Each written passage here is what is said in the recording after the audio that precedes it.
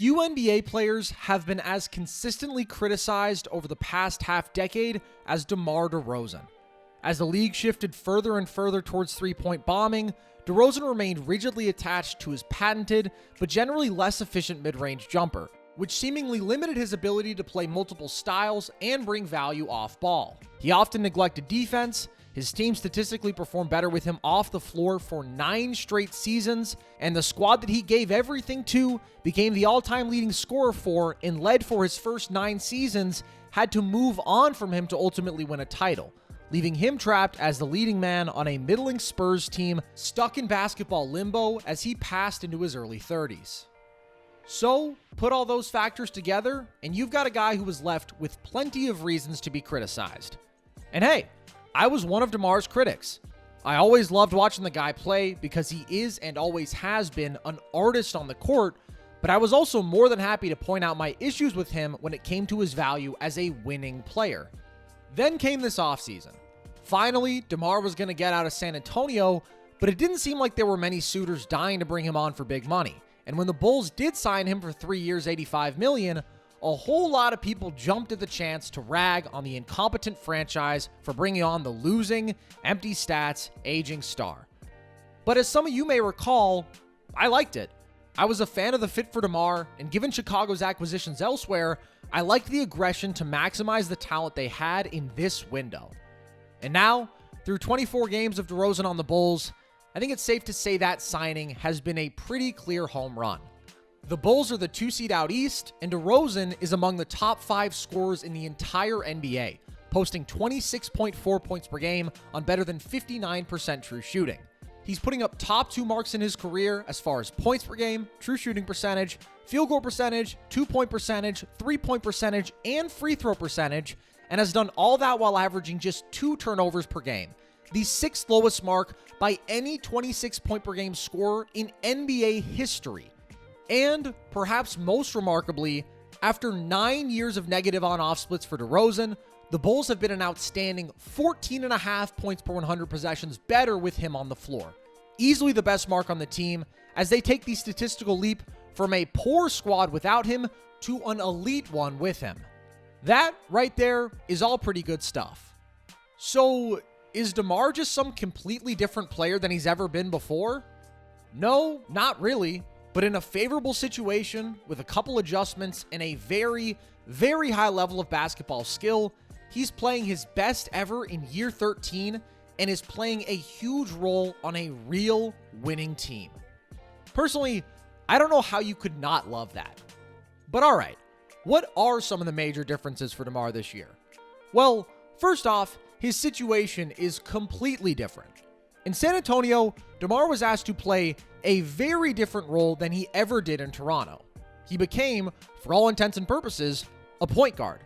By the end of last season, DeRozan was averaging a career-high 6.9 assists per game and his fewest field goal attempts per game in 8 years.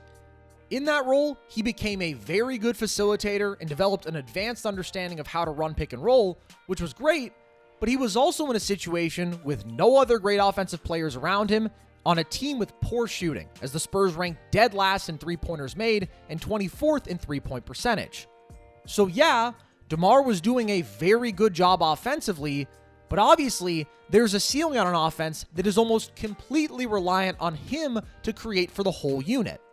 He's just not a one-man offensive engine like LeBron or Luka or Trey, but by the way, they were still a pretty good offense with DeRozan on the floor, just not a great one. But now, put him in a spot like Chicago, on a team with multiple legit creators alongside him, where he often plays with several sharpshooters at a time on a group that ranks 4th in the NBA in three-point percentage. Well, now DeMar doesn't have to try to do everything, and defenses can't just key in on him, and he can, first and foremost, just go get buckets. And boy, is he great at that. DeMar truly is an exceptional scorer of the basketball. He's a smooth athlete at 6'6", with an effortless handle, and unquestionably one of the best mid-range pull-up games in the NBA. This season, DeMar has made 3.8 mid-range jumpers per game, which leads the league, and he's done so on 47.4% efficiency. There's really no way in which DeRozan can't create a good look for mid-range. He can size you up one-on-one and pull up right in your mouth, weave around a screen and capitalize on the tight window that gives him, put his back to you and hit a turnaround, or spin, cross, pump fake, or step back into a jumper. I mean, it is genuinely remarkable. The dude has elite balance, footwork, control of the ball, and pure mid-range shooting ability at 6'6", which is a pretty great combination. This season, he's hit better than 60% of his turnarounds and nearly 57% of his two-point pull-ups. Just unbelievable numbers. So, when he has shooters and other respected creators around him and can just go to work one-on-one and create one of those looks whenever, the guy is pretty tough to stop. And that jump shooting really has been the foundation of his game this year. In fact, the average distance of a DeMar field goal attempt this season is the highest it's been in 8 years. On top of his heavy reliance on his excellent mid-range game, part of the reason for that is that he's also been more willing than almost ever before to take catch-and-shoot threes when he has a chance, as he's attempted 2.5 threes per game this year and made a respectable 33.3% of them.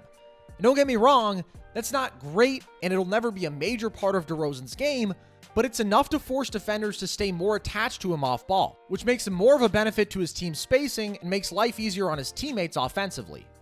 Then, add in with his jump shooting DeRozan's ever-present ability to get to the bucket and his excellent finishing at the rim, as he's made better than 69% of his attempts inside of 3 feet this season, plus his unbelievable knack for drawing fouls, as he currently leads the league in free throws made and has hit 88% of his attempts, and you've got an elite scorer who can dominate in several different ways. And that's what DeRozan is. He can take a screen and go to work as a scorer or facilitator, which he has often done en route to ranking as a 77th percentile pick and roll scorer this year.